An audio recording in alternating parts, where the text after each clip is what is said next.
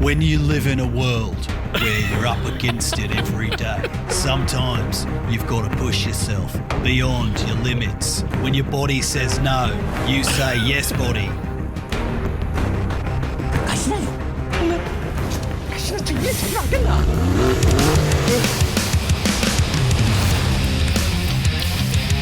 I am the most complete fighter in the world.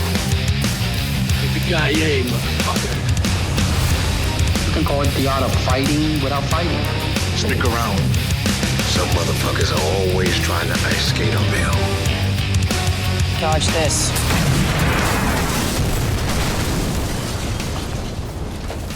We're back. No one wondered where we were, but FYI, there was an accidental, slightly extended break there, because you know what they say, sometimes life gets in the way. And when I say we are back, I mean the podcast is back. Simon Fielder is back, that's me, and Matt Heighton, you are not going to believe this, but he has rudely decided to go on his honeymoon this week. And apparently, while you're on your honeymoon, recording a podcast isn't really the most important thing. So, he is a persona non grata, as they say in Germany.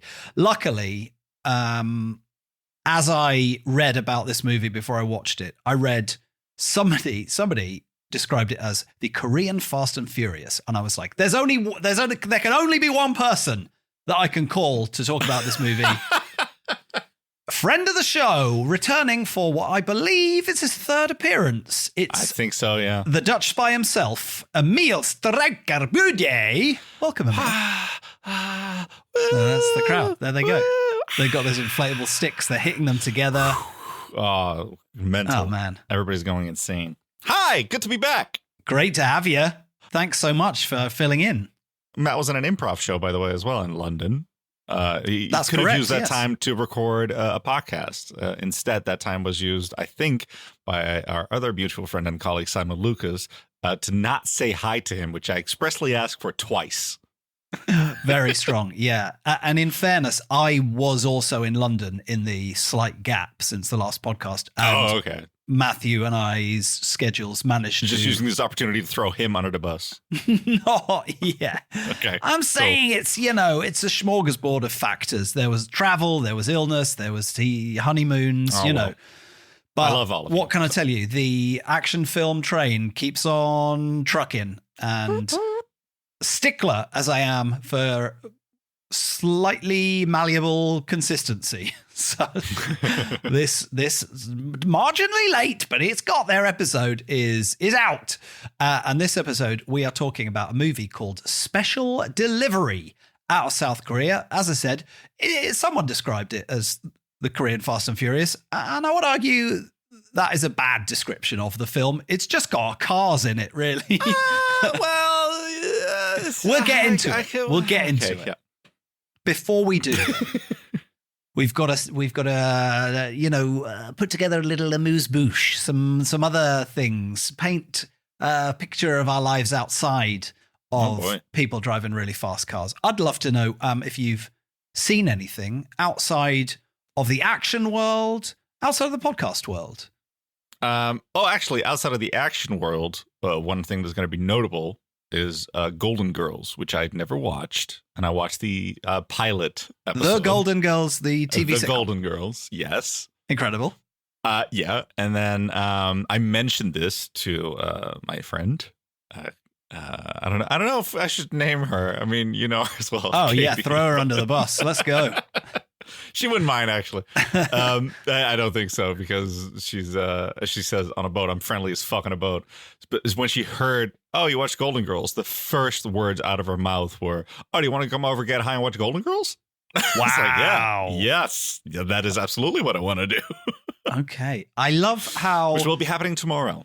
Every time you're on the podcast, in spite of the fact that I don't think you are like a stoner or really, I wouldn't call you a drugs guy so much. You manage to You managed to Am I sneaking in? check the Dutch box that everyone assumes everyone in the Netherlands smokes weed all the time. Have I done this before too? Oh my God. Well, the weed is really There's kicking my definitely memory been a in. few, maybe it helps if you're stoned for this one. I think it's the only stories that I have, or the only memorable moments in my life might happen when drugs are involved. And therefore, the irony is you only remember the stories when you're stoned. It's actually a great advert for soft drugs. Have you enjoyed The Golden Girls and learned useful lessons about life and friendship from it? Yeah, and I was sober when I watched the first episode because I am a very much a stickler. Like, yeah, I don't want to watch, well, unless I can get out of it, I guess. But I wouldn't devote an entire day to it if I didn't think it was funny and had like legs, especially in the pilot episode, which is really just them coming together in this house and how they end up together. And does it still stand up, would you say, this Oh, yeah, because every character is so crystal clear. You instantly get why it's so often used as the blueprint for a sitcom, because it is situation, 4 points of view, slight changes, situation, 4 points of view. And it just hits. So everybody just kills with one-liners. It's awesome. Yeah. That's nice. It's like that. It's like people, or I have seen the pilot episode of Friends sort of held up in that way of like the first minute of that scene is like, every single character's thing. This is what we're doing. Away. Yeah. It's very the hardest strong thing to do. Yeah. It's so difficult. Okay, well that is actually a perfect for the outside of the action world generally, because as you know, this section used to be, look, we've got, we're both humans. We've got more strings to our bow than just watching action movies. But as I apparently don't. Apparently, all I do is get high and watch it. That is true. But you watch The Golden According Girls, to which it's great, shading for the character of Emil. But increasingly, I find myself watching action movies that I don't think are good enough to dedicate an entire episode to, and therefore I have to watch another one and then be like, no, that was just slightly disappointing. So I can run you down what I thought this episode, and I hope this episode was going to be about, was a movie called Section 8, which features an almost not cameo, but like a minor appearance by Scott Adkins, and is a sort of a DTV movie in every sense. Features a few big names. Mickey Rourke is in it, but all of his scenes are sort of shot in like one corner of a room, and you never see any of the other characters like in the same shot as him. Like, that's the kind of vibe we're going for. I guess Mickey Rourke must sell movies overseas. I don't know. It could have been good, and I was rooting for it initially, and it sort of just kept disappointing. Adkins was pretty solid in it, I will say that. He was in there very briefly, and he kicked a few people in the face, and I enjoyed that. But the rest of it just didn't add up. Second on that list was Lou, movie on Netflix starring Alison Janney, great actress. Oh. Again, at the beginning, I was rooting for it, and then it just sort of... Yeah, it's got Alison Janney. Of course you're rooting for it. She's awesome. Yes, and she seems to be having a great time, and I think no one can argue that she didn't put in the work. It's like the Bob Odenkirk movie, Nobody. Did you see that? Yeah. Suddenly people have discovered that, like, if you just send a good actor to the 8711 training camp for a few months, you can make them look like a great action star, So I think they really lean into that. And I think the action is designed by them, or there's definitely a hand in it. Daniel Bernhard's in it. There's a couple of nice bits of action, but the film as a whole just a bit meh.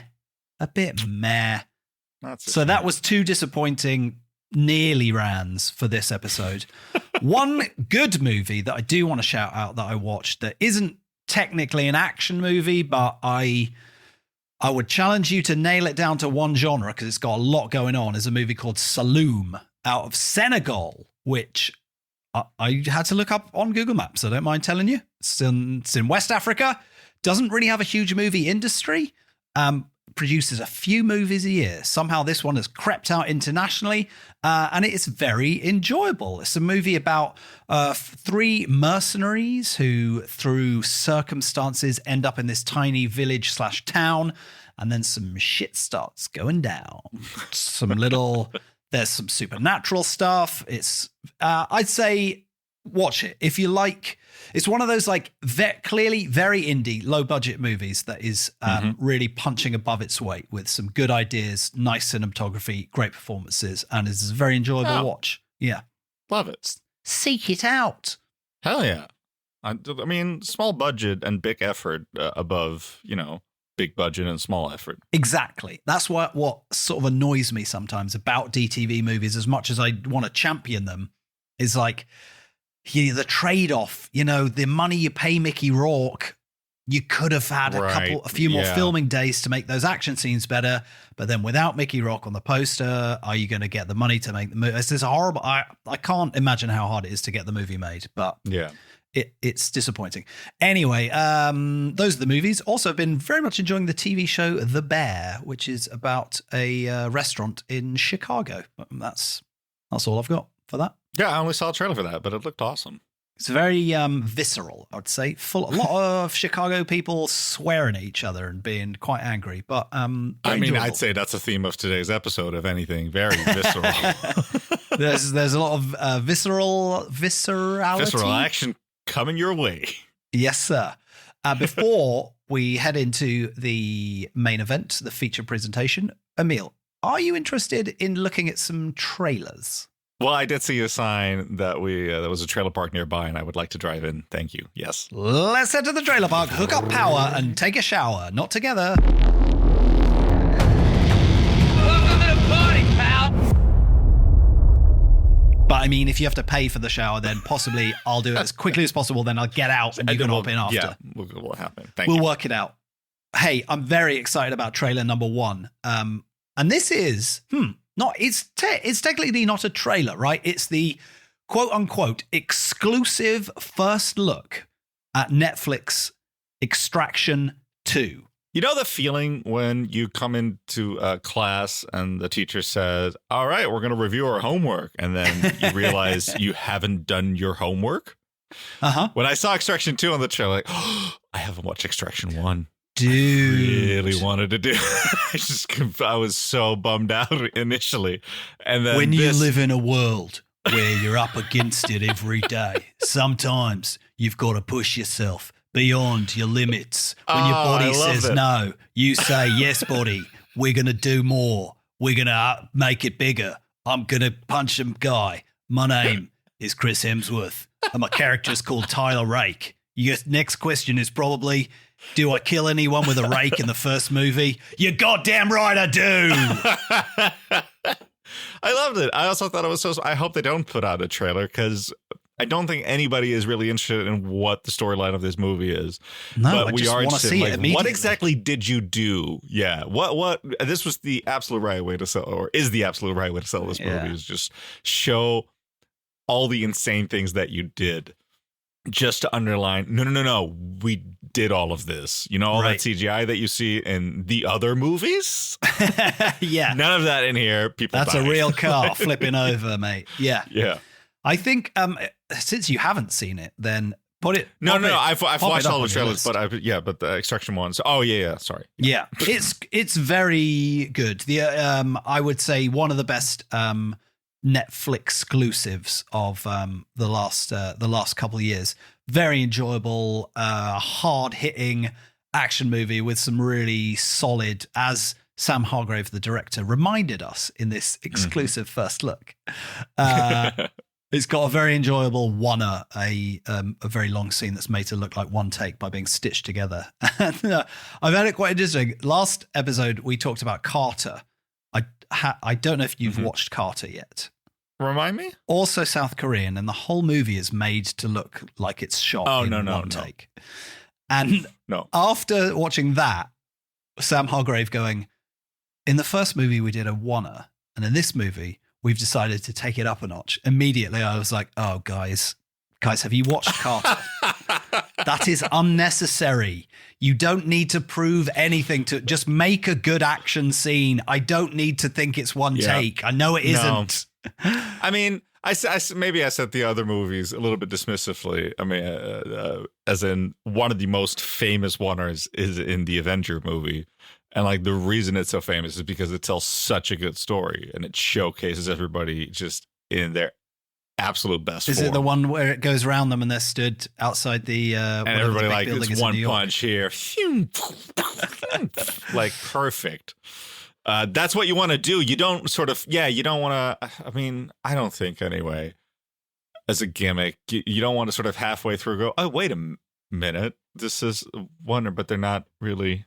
Right, doing anything. With the one in Extraction is very well done, and there's some really nice bits in it. It's not like Carter level insanity. I mean, that is just they sort of seem to be proving a point or just double dared somebody to do that. I mean, definitely watch it because this is an incredible like example of just filmmaking insanity, and the fact that it exists is good. But yeah, what I think is good is that like. Sam Hargrave, the director, he knows what was good about the first one.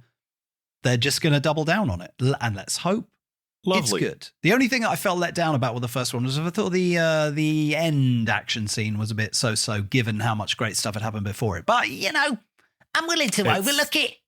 It's the hardest thing, probably, making an action movie. Oh, also the fact that Chris Hemsworth definitely died at the end. But yeah, doesn't really matter, does it, if you need a sequel? I don't care.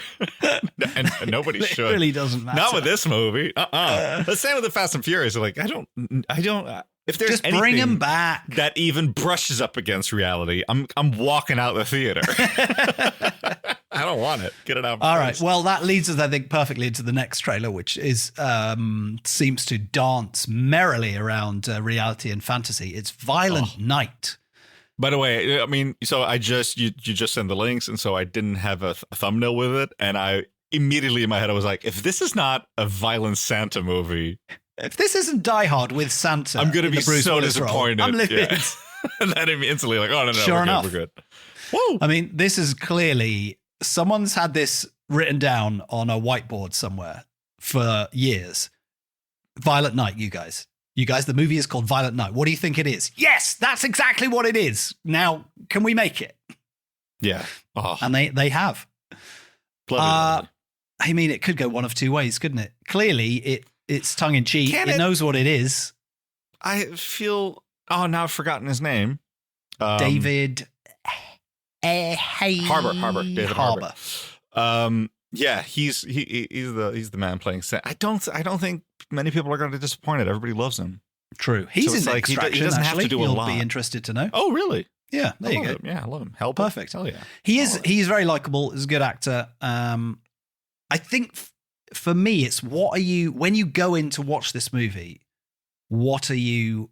I mean, I guess don't expect anything, but like, do you want an action movie? Do you want a comedy? Where does it sit? I want the evolution of the South Park Santa.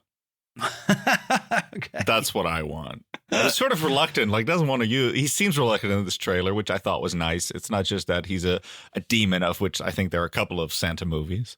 Okay. It feels like they're just saying no, like yeah, he's a mythical being, whatever, but like he doesn't want to fight anybody, but he's drawn. But he does have a unique set of skills somehow. I mean, you'd pick up Kung Fu after 1,000 years. That's surely. Easy. At a certain point, you're like, I'm done with Sudoku. I feel like I've picked it up in 40. In 30 years of watching martial arts movies, I'm pretty sure I can do snake and crane technique from memory, if nothing else. Hopefully. Otherwise... Easy. I got Mad Monkey Kung Fu all day. It's like the answer to like, how do vampires have so much money? It's like, if you're not making money after 1,400 years, look in the mirror, which they cannot do. Okay, moving on. Wow. Throwing shade on vampires, which they need, because otherwise they die in the sun. Some great vampire puns. You should have been here for the day shift episode, mate. I was knocking them out of the park. Yeah, I hope Violent Night is good. I don't know if 87 North/8711 did the action on this, but it does look like the action could be fun. And I guess if it's tongue-in-cheek and funny enough, it's like Home Alone for adults, isn't it? It's adult Home Alone. Yeah. Oh, that's a great analogy. Yes, it's absolutely what it is. Hey, and for those who might be new to the podcast, this 8711, quick explainer for those. Oh, quick explainer. 8711 are they're a sort of, what would you call them? They're a company. They're a production company. They're the guys. Sam Hargrave, who directed Extraction, was a part of them. The guys who did John Wick. They're like a stunt unit, right? Yes, they've sort of started out as a bunch of stuntmen. Chad Stahelski, still don't know how to say it, who, started off being a stuntman, as did Sam Hargrave. Then they started coordinating, second unit directing, and now they're sort of I don't know if they're a production house or how it works business. They're like the A-Team. You go to them if you want some action. If you want a regular van transformed into something that can shoot a log at someone and hurt them but not kill them, Yeah. then you've come to the right place. Yeah, they've basically, I would say they have reinvigorated Hollywood action since John Wick. Atomic Blonde, Nobody, these kind of the newest school of action, I would say. Yeah. Like if the Matrix introduced everyone They're to the like cool kids. Hong Kong style, then the Bourne introduced, shaky cam. I think they're like the evolution. It's like they know how to choreograph it and they know how to shoot it so that it looks great. That's the very long explanation of who 8711/87 North are. They're just making great stuff is what you need to know about them. All right. Finally, we got one more trailer, and it's a trailer for a TV series. And I didn't know my balls off where this was, and then suddenly I literally only found this today, and I was like, oh shit. It is the trailer, the Red Band trailer, it has to be said, and never more Red Band than this trailer for Probably. Series 2 of Gangs of London. If you don't know what Gangs of London is, it was a TV show made by Gareth Evans and his writing partner, whose name is Matthew something, I can't remember. Gareth Evans made The Raid 2, etc., etc. You're a huge fan, you have to be. And he made a sort of dark, dirty, grimy thriller drama about an undercover cop infiltrating the mobs of London, and then infused it with the inimitable Evans style of balls to the wall, again, like 8711, excellently choreographed, staged, and most importantly, shot action. I will say this. There's one episode of Gangs of London. I think it's episode 5 or 6. Have you watched the whole series, Emil? My only question was, is Series 1 even remotely like this trailer? Because if so, I'm on it. You 100% should watch it. I would say it's one of the best episodes of TV/action TV I've ever seen. There's one episode, if you've watched the series, everyone will know. There's like a standoff in a house, and then the whole thing turns into a fucking John Woo movie. It's amazing. It's really great. My only complaint with season 1 is that like every episode has some great action, and then towards the end, the action just kind of peters out and it just kind of sits back into being a drama, which is fine, and it's not a bad drama. But I think the thing that made it stand out so much is that it had incredible action, and to kind of turn that tap off towards the end left me feeling a little bit shortchanged. It's like when I complain about there not being a boss fight in an action movie. Right. This was like 10 episodes that built to not amazing. Like the best action scene is midway through the series. Worth watching nonetheless. It's got some great action in. This trailer is fucking mental. That's all I gotta say. I think I had my hands over my mouth for most of it, and saying, oh my God, on a loop. It's like, I can't believe you're doing this. Yeah. And it's a TV show. That's the other thing. For some reason, I haven't watched a lot of violent TV shows, I guess, because I was like, no. You're allowed to do this? Yeah, it's like if the stuff that you had to go to HBO for in the olden days, now you're allowed to do anywhere, apparently. What's worth noting, Insanity. As a devil's advocate, if you will, on this is, like I say, big fan of season 1. I thought the action was amazing and it was a very enjoyable drama. Gareth Evans is not involved in season 2. And my only minor concern and I hope I'm wrong, Yeah. is that based on this little first look trailer, they've gone, what people want is really disgusting violence. And I would say that is not actually what I want. I don't mind Iko Uwe's like pulling a guy's head into a broken door to kill him, like occasionally, but I don't need like every interaction with someone to involve like a bone sticking out or like their eye being gouged out. Like I don't want like horrorcore action. Fair enough. And I feel like this trailer very much leans into you're going to be wincing a lot during this. And there's enough in it that makes me hope they have the same action design team on and there's some amazing like fights, gunfights, etc. I just hope they do lean, if they're going to double down on like the pub fight from episode 1, you know, the gunfight from episode 5. Those are like really memorable, excellently choreographed bits of action. I don't so much need somebody's head bursting, you know, or someone's fingers being ripped apart. Like, I'll take one an episode. An overload. I hear you. Yeah. I want action movie, not horror movie. I might enjoy that a little bit more than you. Because I do enjoy horror. Like a good slasher movie is awesome, but it can get in the way of enjoying a well choreographed fight. It can distract. Yeah, but I'm confident at this point that it's gonna be pretty solid. It looks great. No idea what the story is, but there was a lot of very cool action in the trailer. So there's that. You told me about a horror movie that you didn't mention just earlier called House. Is that something? House. Well, because when you said outside of the action genre, like there's quite a bit of action, and that's why I switched to Golden Girls, which is definitely not. I don't think anybody does a scorpion kick in Golden Girls until like season 7. Shame. I'm sure when Netflix reboots it, they will. Yeah. So House was a movie recommended to me by Simon Lucas, our dear friend and colleague. That sounds like he's moved on. He is alive. He's very much alive. We love him. But he only said like, you got to watch this. It's insane. Which felt very tape tradery. And so I did. And he's right. It is insane. Because even when I said like, well, I love insane. I've just discovered Indian cinema. There's a lot of insanity there. He's like, no. It's different. And it is different. It felt...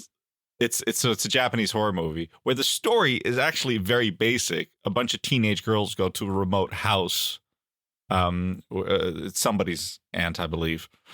And one by one, they get murdered. Like, classic. There's a ton of those out there. Sure. When was this movie made, incidentally? Is this 1977, modern? Sorry. Okay, so it's like an old school horror movie. Yes. Whatever that feels means. Like when you're watching it, and I knew nothing about it. I just knew that it was House. There is almost no setup, and it feels like they just discovered green screen and like wipe and zoomy effects. Wow. So there's no consistency with editing. And it's just, as I described it, I think to you at the time as well, if I talked to you about it, which I think I did, was this feels like there was an editor who didn't see the movie, who then got blind drunk and then through a phone told a 9-year-old how to edit this movie together. Because there'll be moments where there's a wide shot, and instead of cutting to a close-up to focus on somebody, it will do the Looney Tunes thing of just going entirely black and a little circle around that person. Just wow. And then back again.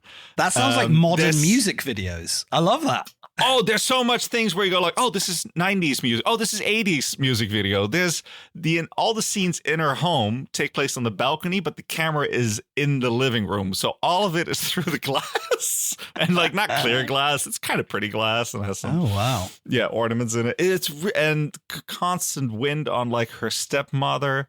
It's really weird. I gotta look this one up. Really weird. House. But super fun if you like your horror, truly weird and kind of funky in a weird way. Okay. Yeah.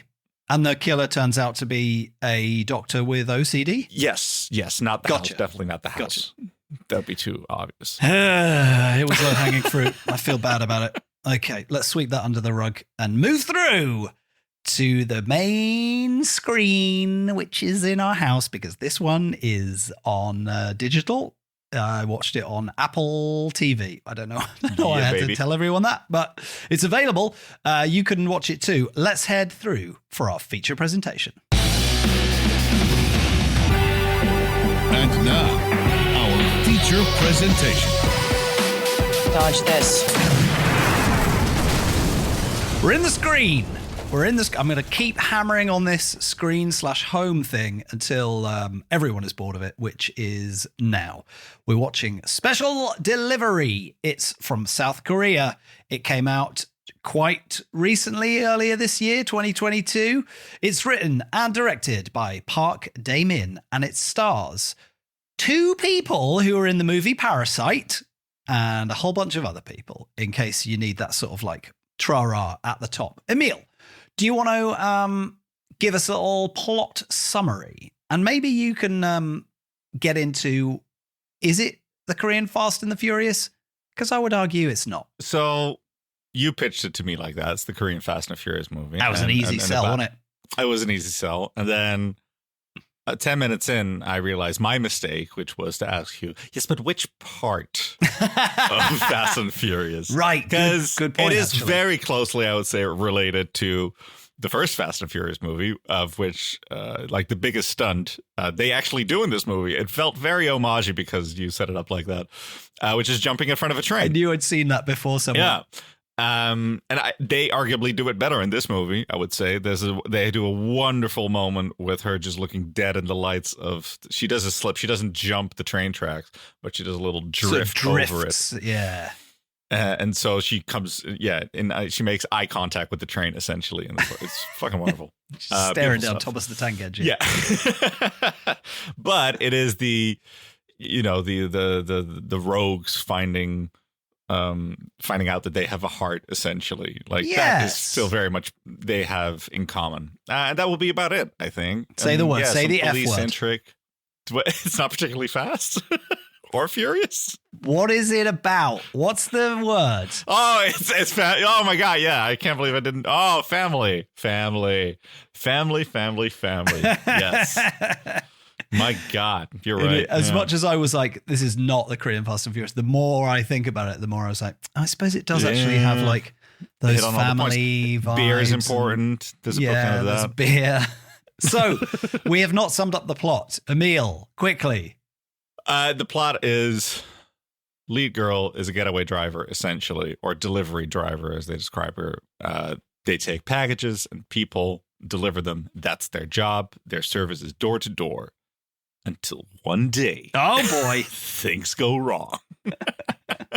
that's pretty much it, isn't it? Yeah, it's the transporter in that sense. I would say more than Fast and Furious.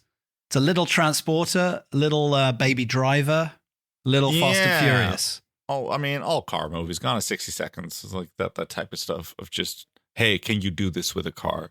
Yeah. And I think like good car movies, they make the cars characters and they have a bit of a feel to them, but also they kind of move like humans in a weird way, which they have a couple of moments on in this movie where I'm like, yeah, this is how you would do it as a human being. And it's very nice to see them replicate it as a car doing it because you immediately get it. But anyway, but the plot, like when it goes sideways, the person she's supposed to pick up gets killed, but his son, she takes with her. Reluctantly, because she's like, that's not the deal, that's not the package, like I don't want to be part of this world. She doesn't want the responsibility, but then obviously just slowly ends up can't walk away from this. Family. That's the plot, And that's is the essentially plot. And the kid and all the rest of it is and the dressing. lady are both from Parasite, as I will keep reiterating for no reason. Now, I didn't want to get suckered in by the kid, but I got to say the kid was very good in this. The kid is very good. He's incredible in this. He's not too annoying, and the girl it's not like some cheesy maternal instinct bullshit. She's very like matter of fact. She tries to get rid of the kid at the beginning, and then for quite a while. Like it takes a while for her to embrace we it. kind of go on the journey with her of warming to the kid, I think, which is quite nice, and I did not expect from this movie. I thought it's going to be a lot of car chasing, maybe some scuffles. But there's this really solid car chase up top, and then the middle part, not so much car chasing, really. A lot of plot. There's the baddies get established. We should establish there's baddies. The kid has a MacGuffin that they're after, and they want to get the kid to get ostensibly the money. And so they're chasing the kid. They're chasing her. Everyone is entangled. Yes. Because as they say, there's a line I wrote down. If you work hard, you can make 3,000. But if you're willing to put your life on the line, you could make 30 million. So they're after this $30 million that's apparently attached to this MacGuffin. So they can retire, stop being cops. So now that's right. Dirty cops. It's not a spoiler because this comes out pretty early on in the movie, but it's sort of an interesting reveal. And I still don't entirely get how they kind of set it up that this guy is like a gang boss, right? Like he goes into an office and everyone's like boss, and you're like, oh, he's just a gang boss. And then like the reveal 2 minutes later is he's a police officer. Yeah. But he seems to be full time at both of these jobs. So I'm not entirely sure. He's a hard worker. He's not just like accepting bribes from the gang boss. He appears to be the gang boss and a detective. So that was a little confusing for me. But I think once you just sort of swallow, he's just the dirtiest of cops who somehow has 30 million in the bank. So my working theory on that is your working theory. Yeah, because I'm not sure I fully stand behind it. So, I'm not going to stand behind it at the moment. Let's workshop it. So it feels, and I had this a lot during this movie, where, you want me to suspend my disbelief, but then it's traded off with very real moments. The moment where the kid stands in the street to stop a car so he could save the life of the lead girl, whose name I keep forgetting, Jang. Yes. Yeah. Is incredible, but emotional. Feels out of place in the movie. So it constantly sort of puts you on the back foot of like, what are we doing here? Some of the music choices as well feel very stock footagey in some places. Okay. Like halfway through, I started to get very unhappy with it. It's like, this just feels like somebody who looked at it without the sound or something and just like, it needs this techno beat for the next 5 minutes, and then I'll just pull it away. Yeah, tonally it does kind of tread a few different paths. Like there's a few sort of comic moments, like people can't. Yeah, she unlocks the door and people fall over twice. There's a lot of birthing in the movie. There's a kind of like quirky love interest guy who's like, teenage romance. Also, she's got blue hair. I assumed she's like 19 in this movie. And I assumed the actress was probably 21. She's 31. She looks incredible. Fair play to her. I don't know what skincare regime is, but she's nailing it. She's nailing it, yeah. This is like The Killer Who... The Girl Who Deserves to Die all over again, where me and Matt had a sort of a little chat about how the guy just looks so great for his age. I don't know what they're putting in the South Korean water, but it's working. It's working. Hey, every now and again, you got to acknowledge that no matter who it is, if they're looking good, they're looking good. Yeah. You know what I mean? You yeah. got to acknowledge that. That's fine. But there is another similarity with Fast and the Furious, which I'm now trying to remember because you hard T-boned me off the side. Sorry. This was very enjoyable. I think as a whole, having watched a couple of duds this month, this kept my interest the whole way through. I'd say pace-wise, very solid. I felt it flagged a tiny bit about 2/3 in, and then it kind of picks up for the final act. But it's sort of an interesting, it starts quite, I don't want to say light like a comedy, but it's like, the kind of escaping and she's doing cool moves and it's like, it's a little bit capery. Yeah, and then she's it kind of tiptoeing with the car at a certain point. Yeah. She's out of gear and just slowly backs. A very cool move. Yeah, backs away from the It felt side. very Baby Driver. Loved it. And as the movie goes on, I think it sort of gets darker and darker, and it does that Korean thing where it's like, this is sort of, it's like an action thriller and we're having fun, and then suddenly it's just like violence. Yeah, the last 20 minutes. So for me, the watching experience sort of mirrors that, but it's more like, fun. There's a lot of talking, a lot of complicated plot that doesn't really add to the excitement or to the danger it felt like. And then the final 20 minutes just pulled me back to the edge of my seat. You're like, holy shoot, what's happening? Yeah. Yeah, it really does kick off really there. gave the movie another 2 stars in my book. It's like, my God, if you can finish with that. Yeah, it does end very right, strong. Never gotta mind say. the rest of the movie. Fair enough. True. There's one. It's under there's a 2 sort of- hours. You're fine. That's true. Great length also. 1 hour 47, I think. Almost perfect length on this one. Not Half too, of RRR, so. not too flabby. There's just sort of the first entrance of the sort of fairly cookie cutter, silent but deadly hard nut guy is when it kind of takes a turn into he's a very violent man, and as far as I can tell, his weapon of choice is one of those grip strengtheners, right? Those things that you sort of squeeze to make your forearm stronger. I thought, it's like a knuckle duster. An industrial one, yeah. Yeah, but it isn't. And he just hits people with it like a lot, and it just it's very very unpleasant. And then it kind of tiptoes around, like, you know, the family. They're bonding. You know, her story turns out that she's a defector from the north, blah, blah, blah. There's a bit of that sort of like everybody's lost and they're finding people kind of stuff, which is quite nice. And then it all ends up back where it started at this sort of warehouse where these cars are. And I will say, you know, she's quite a slight girl, but they kind of pitch the action with her really great. Like, obviously the driving is the driving, but there's the physical stuff she does. She's very, I don't want to use the word feisty in a kind of derogatory way, but she's like nimble, and she's like, gah, gah, gah, gah. I can't describe it. She's not like a martial arts master, but she manages to like get one over. She turns into Batman instantly. Well, not instantly. It takes a while for her to get pushed over that point. But when it happens, she's Batman. Like, the lights go off, and all of a sudden she's a trained killer. And like, I didn't mind it. It was a very welcome. She gets very murdery. It was a welcome speed up. But there was no explanation for that whatsoever. No. Like, there's a ton of loose ends when you have to when you want to balance that many genres. Like, you have to have a good reason for it, and there's just a ton of loose ends. One that just spring to mind is like, we never get back to why one of the baddies was live streaming recipes. Oh yeah, that's just an introduction, and he does it, and we never get, like, why was that in there? it was just I was literally thinking that.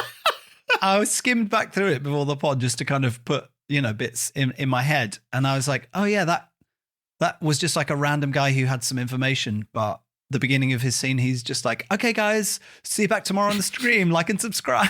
Like, bye. I just thought it was like a really nice bit of Complaining detail. that his subs aren't up. Yeah, it's just a little.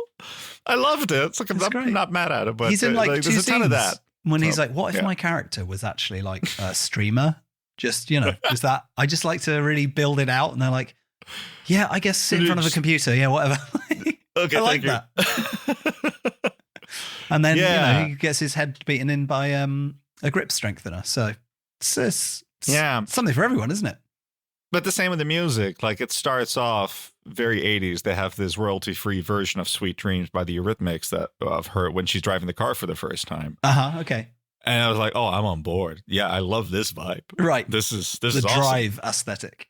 Yeah, but then the music just goes all over the place. But then they bring it back at the end. It's like, wait, so you were like, that was her theme. That was definitely her theme. You did it 3 times throughout the entire movie, but the moments weren't really there. So it's not like Leia's theme or something when it starts playing and it's like, Star Wars, Star your heart melts. And, Star Wars. Yeah. Well, but because that shit works in a movie. It's like, oh yeah, this is her theme. So but like during the final scene where she's kicking ass, it's some sort of weird pop song where I'm like, I don't understand the choice for this because it doesn't get the blood going. It doesn't match the energy of this at all. It's not her theme that we've used before. Mm-hmm. So it's stuff like that where, like, oh, it's not an all-time great movie for me personally, but there's a lot of fun stuff. Yeah, exactly. I think it's playing to a lot of different audiences, I suppose, isn't it? Like, maybe the pop song and she's a young girl and she's got blue hair is like courting one audience. And maybe I don't know the song, by the way. That's also, a huge possibility. This is just a very popular song in Korea that I'm not aware of. I'm like, why would you put The Weeknd in music in a movie? It's stupid. All It's right, the Korean. I'm an Weeknd. asshole. Great, K-pop I'm an Weeknd. asshole. Yeah, there's a lot of things that don't quite. The cop is also the guy that they're after is a baseball player and also the co-CEO of this Very gangster complicated. company. There's just I feel like it's a lot of let's just get all the balls in motion. Don't pay too much attention to that, and then we can get the chase underway. And if you're kind of willing to just swallow that, I think you'd be like, okay, fine. I just want to see the cars going really fast and like the escaping and all that kind of stuff. Yeah. And I think performances are enjoyable. Everyone's good. Most of the performances are great. Like I say, Especially the kid. Yeah, the two kids from Parasite. Yeah, warm to Are the great. kid.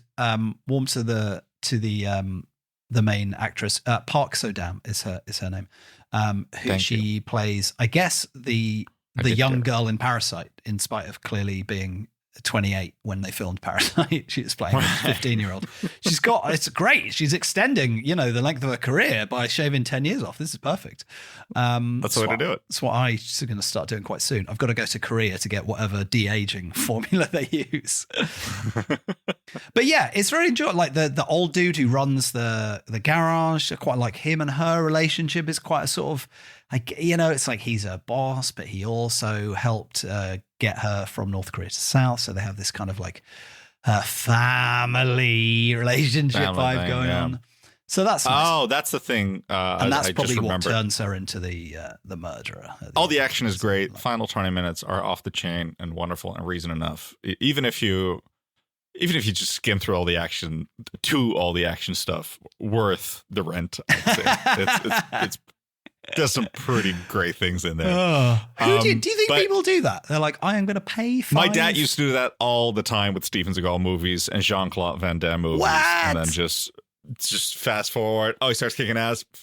Backtrack for like a minute. See how it starts off. Because without the story, there's no stakes.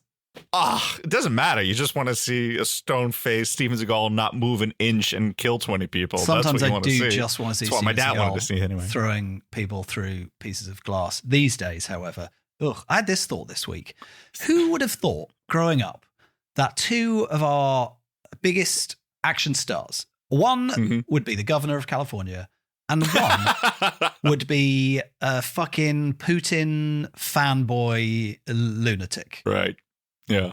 Takes all sorts, doesn't it? Anyway, fuck Steven Seagal, I guess, this week. For sure. And It's his weird band. because Adkins interviewed him not long ago, and he almost came across as human. He kind of like got him to open up and sound almost like a normal human. And maybe actually even in that interview, he talked about going to Russia. But anyway, back on track. Yes, there's a couple of things that I just want to tick off as things that I noticed. One is a very general one, but the movie starts off with it, is that this movie is completely fictional and not based on any real events or people. And for some reason, this time when I read it, it came off as very passive aggressive. And I just want a movie to do that message and then just at the end, ...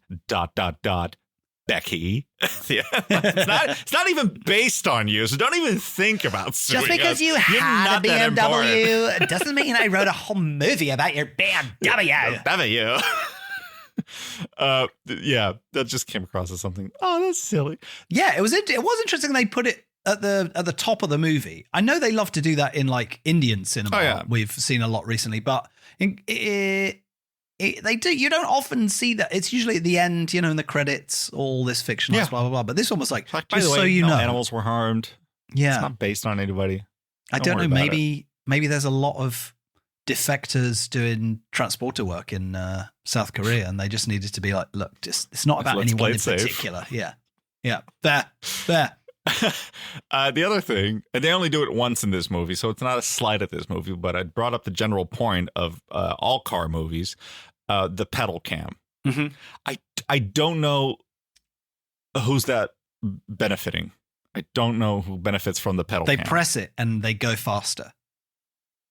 And so they're about to Yeah, go but faster. like I I don't understand cars, so I don't know what's happening on my screen at that point. So take it away. But people who do probably are infuriated each time because 90% of it must be wrong. Of course. It just must be. No, you only ever have your foot 70% the way down on the pedal until or like, it's the that's crunch not how moment. you Then you change go gears. all the way down. In a Chevy, yeah. We all know that during a heist or a getaway, it's Mario Kart rules. Your finger is on accelerate constantly. You never let go of accelerate. Unless you do 200cc, you brake for corners. Whoa. Sometimes you need to brake for corners. Okay, Mr. Deep Cut. I'm listening. Yep. Good to know.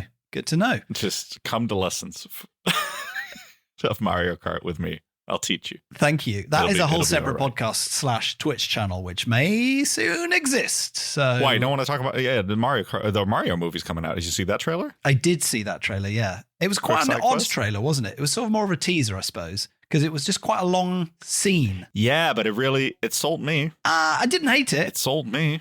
I love the aesthetic of it, which is halfway of the work with a video game movie. Yes, it does look very nice. That's absolutely true. Yeah, I might have a look at it, but I think if I know myself, I probably won't. I haven't watched the Sonic the Hedgehog movie, so. Listen, we got to wrap up on special delivery. I have one final thing to say on that. Good, let's hear you. The amount of times the word bitch was used in this movie and the amount of times people went, what? Like literally her first job. The passenger she's supposed to transport opens the door, sees that it's a girl, steps out of the car, and they're clearly in a hurry. But whatever they're running from pales in comparison to the fact misogyny. that a girl is oh my God. But like a little bit, just even I would rather for an action movie, go to if that prison makes sense, than have a woman as a getaway driver. Yeah, it's just this is 70 years too late. It feels like it's like wait, whoa, to the moon. Like what? Wait, what are we doing? What? Little on you the clearly nose. like robbed a bank or something. You're running with something valuable, but yeah, all that just goes away. So there's a woman. There's a woman driving this car. Mm-hmm. Yeah. And then there's a lot of that bitch is good for no good reason. It's like all right, let's calm it down. I'll say this might be translation and some things where they got lazy with the amount of cussing. Because hey, I don't have an issue with cussing. I'm sorry. I mean, I don't have a fucking issue with cussing. Thank you. I'll bleep that out. Don't worry. Thank you. But yeah, it's if there's creativity in it, certainly with an action movie, hell yeah, more weird one-liners, please. But this was just so weirdly aimed at her. Like, this is not necessary whatsoever. That's what I felt. It felt uncalled for within the story that they were telling, which is just, hey, you have a job that you're doing because you're in a hard situation. It's not in line with your morals, but it pays the bills. You find something, all of a sudden your morals are called into question and you have to make a decision. Her being a woman has zero impact on it. So to keep calling that out felt really like, eesh. Yeah, it felt like a lot sometimes, didn't it? It was like she's not Hidden Figures. Like then we won a couple of assholes. Women math, but yeah, not here. Well, I don't know if you know this, but women are only allowed to drive in South Korea since earlier this year, so it's actually quite. Since the movie came out? Yeah, it's a groundbreaker. Yeah, no, it does. I guess it's like, she's escaped North Korea. She's struggling. And on top of that, a hat on a hat, she's also fighting against this old-fashioned misogyny that's from the old guard of criminals. I don't know. Just real 1950s Hollywood felt like, this tomato doesn't want to go to the ball. What? Yeah, it did seem a little bit unnecessary. I'll say this. I think if you're after a solidly entertaining hour and 47 minutes, you can't go wrong with this. It's not gonna blow your mind, but it's a very enjoyable action thriller. If it was a straight to Netflix exclusive, I think it would be one of the better ones. It's certainly better than Lou. I enjoyed it more than Section 8. I think it's slickly produced. South Korea's got a booming film industry. It looks good. It looks expensive. I don't know what the budget was, but there's not any jankiness or anything that stood out to me in that way. Oh. It's just a sort of solid meat and two veg action thriller with added South Korean stabbing. Yeah, that's it. That's it. That's my summation, Your Honor. Yeah. The defense risks. Won't blow your mind as a whole. Maybe fast forward just to the action scenes, watch those, and then there's a good chance you'll blow your mind. I don't recommend fast forwarding to the action scenes. I cannot condone that. But I do. If it's not fast enough and it's not furious don't enough, spend £5 to watch 20 minutes of this movie. Maybe no, if you're don't spend the £5 if you're going to do that. No, get it somewhere legally, but... Right. Okay. Right. That's just you're on two strikes already. Does not stand next to me when I say this stuff. Management. The views of Emil Sabguda do not represent the views of this action movies. They don't. Mine are better. Let's. Wow. Okay. Great to have you on the podcast for the final time, Emil. Before we go, all right, wrap it up. Do you have an action replay moment? Yes, and it's a within a movie that was a mind-blowing moment because it made me go, where was this the entire time? This is sort of a big finale moment between her and the main villain, and I guess this is, if you don't want to be spoiled at all, stop listening right now because I can't describe it any other way without spoiling it. Okay, earmuffs it, you guys, until you watch the movie. Yeah, buy the movie, watch the final 20 minutes, thank me later. Bad guy has the kid next to him. He throws the kid into the water. She runs towards him. He shoots her. She stabs him, and they fall into the water. And it was like her walking through that bullet, not being, stopped by it whatsoever, and just stabbing him. Such a beautiful display of her rage and emotion at that point. Yeah. And then when they're underwater, that made me go, shit. No! Oh, that was really good, actually. That was a really good moment. Incredible. I was like that's going to stay with me. Motherfuckers, is that I was like, this is a South Korean movie. It might end. That might be the end. Yeah. Anyway. Yeah. No, I mean, I think that's relatively not too spoilery, actually. But yeah, it's really solid. That's really solid. Mine, love that. I'm going to just say 2 words, and this is all you need to know. Nail gun. Any movie with a weaponized nail gun, I am on board. I've watched so many episodes of PBS's This Old House that I know those nail guns are incredibly useful for putting a house together, but not since Lethal Weapon 2. I can't think of any other. Please tweet with other movies where people use nail guns as a weapon. There's one in this, and it's used to solid effect. Emil, you've got something potentially exciting starting soon, haven't you? Do you want to get a pre-plug in for it for people? We're going to be working on it the next 3 months, and then in the new year will be me and Terrence Lamont Jr. from the Boom Chicago cast are hoping to be streaming on Twitch because we both love gaming, we love each other, and we thought, yes, we should try that and see because that's fun. You love to see it. That's just a fun thing to do. In the meantime, I just get you on Insta. Yeah, follow me on Instagram, and then you'll get the notifications when the Joy Boys will come to your Twitch stream. Yeah, not my pick of the name, but they brainstormed it with a couple of other people, and I am on board with it. You know why Simon Fielder names on is board tough. with the Joy Boys? Why are you on board? Yes, but when you have a Koi Boy hat, it's very easy to become a Joy Boy Koi Boy. So what's a Koi Boy hat?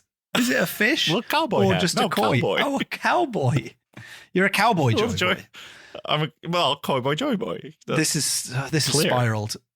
You asked. Find I a wasn't meal going to plug it on Instagram. Find me on Twitter and Instagram, and you can now find the podcast on Twitter at Dodge This Pod. That is where you can fire your thoughts, your suggestions, your movies that feature nail guns as a weapon for me to investigate. Until next time, I'm tempted to do this, but if it works out, great. But if it doesn't, it's just unnecessary. So I'm going to do it to light a fire under me. I'm going to tell you what we're going to talk about in the next episode. Ooh, drum roll. We're going to talk about Accident Man 2, Hitman's Holiday, the new Scott Adkins film. Because if this isn't a minimum 3.5-star movie, I'm going to be very annoyed in much the same way I was about Section 8. And this podcast was late because of it. So now I'm just setting myself up for failure. If it's the next episode is not about it, I'm sorry. I'm sorry, Scott. Fingers crossed it's going to be a doozy. That would be our only pitch to you for Weed is like, hey, we won't be as disappointed with shitty movies then. So when people are like, how did you get into Weed? It'll pass I had to try and enjoy action movies more. Like I ran out of 3.5-star or over action movies to watch every 2 weeks that I just had to like lower my standards. I had to lower my standards.